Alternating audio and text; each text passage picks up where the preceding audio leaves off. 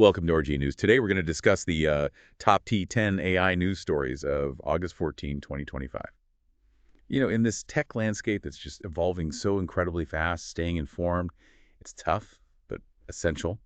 So think of this deep dive as your sort of navigation tool. We're mapping out the forces shaping what's next. Absolutely. And to help make sense of it all, we've sort of spotted four big themes, these mega trends in today's news. There's the escalating tech Cold War geopolitically, then the huge race for AI infrastructure, also this widening gap, between how fast innovation is moving and how, well, regulation is trying to keep up. And finally, just the public conversation about AI itself seems to be getting more mature, more nuanced. Okay, let's kick off with that tech Cold War. Big news. China pushing its tech giants to actually ban Nvidia's A20 chips. Yeah, this is a really significant move. It ramps up that geopolitical tension quite a bit. Beijing's essentially asked companies like Alibaba, ByteDance, the really big players, to start buying these specific Nvidia chips.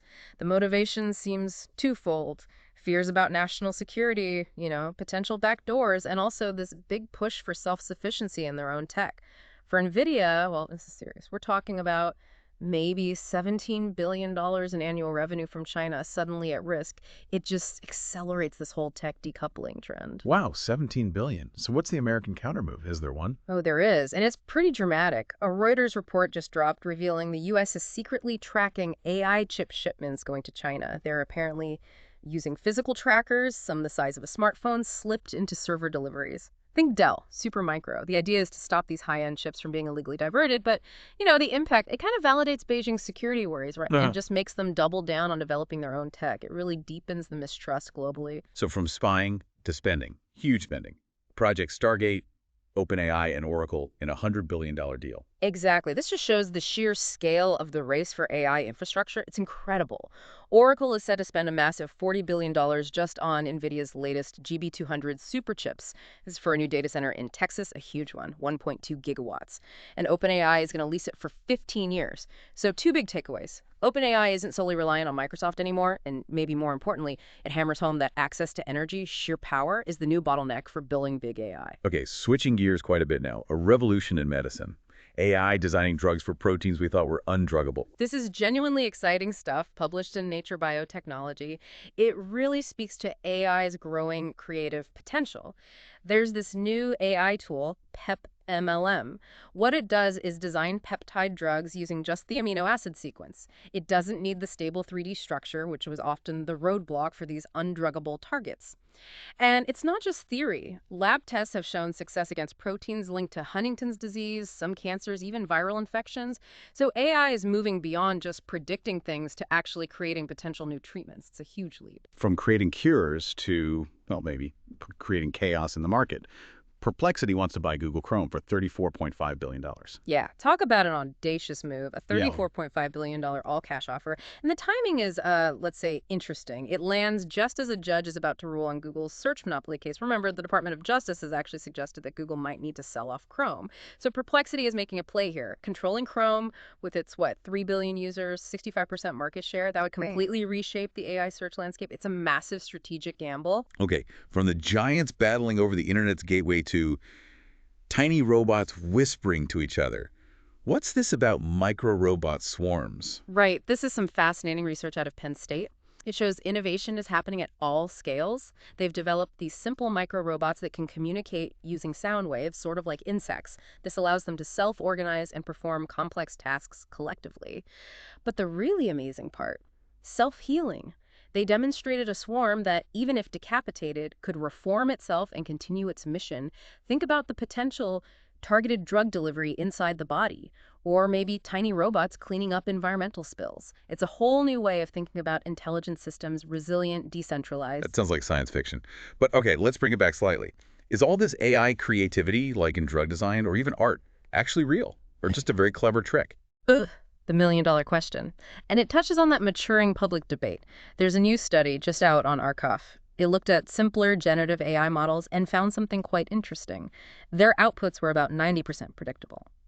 So the takeaway seems to be that while AI is incredible at generating quantity, variations, elaborating on ideas, true conceptual leaps, genuine originality, that still seems very much in the human domain. The implication is maybe AI isn't replacing human creativity, but acting as this powerful divergence engine, amplifying our ideas. Think of it like a human AI sandwich. A human AI sandwich. I like that. Okay, from philosophy to the classroom, U.S. universities is going big on AI adoption, but also adding mandatory ethics training. Exactly. This really hits on both the public debate and that innovation versus regulation gap. We're seeing a major shift. You've got places like the University of San Diego adopting Google AI tools campus-wide, and the University of Nevada, Reno, they've launched something called PAC AI. It makes AI literacy and ethics training mandatory for all incoming students. So AI literacy is becoming fundamental, like reading or writing. They're building an AI native workforce, but trying to do it responsibly with strong data security and ethical grounding. But are there areas where AI just shouldn't go? Illinois seems to think so. Banning AI in mental health care. Yes. Illinois has become the very first U.S. state to draw a hard line here. They've formally banned AI from providing actual psychotherapy services. It directly tackles that regulation gap we mentioned. The law's called the WOPR Act.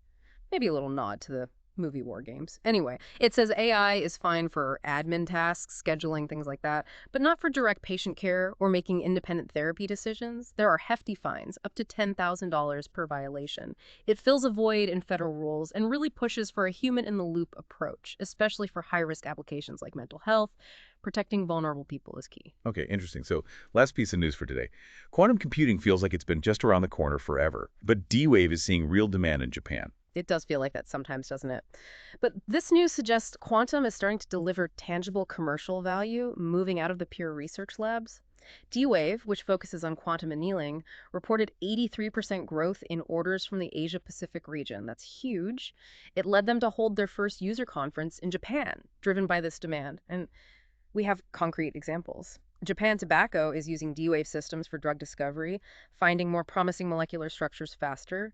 NTT Docomo used it to optimize their wireless networks, cutting congestion by 15%. So yeah, it shows that this type of quantum computing annealing is actually providing real business benefits now. It's a viable path forward. Wow, okay. So quite a range today. We've really seen that tech Cold War intensifying, haven't we? Plus this massive race for computing power and the energy to run it, and this constant tension between innovation speeding ahead and the ethics, the regulations trying to catch up, not to mention just figuring out what AI is. Precisely. Those are the big threads. We're seeing active tech decoupling happening. Energy access is becoming, well, a new form of power. And it really underlines how much we need, collective wisdom, careful thought to keep pace with the sheer speed of technology. Definitely food for thought. So what is next for Nvidia's strategy now? What happens to Google Chrome? And will other states follow Illinois on AI regulation? Lots of questions. The future is definitely a work in progress, and it feels like the plans are being drawn up right now, today. Join us tomorrow on RG News for the day's AI news. Don't forget to subscribe and hit the little bell.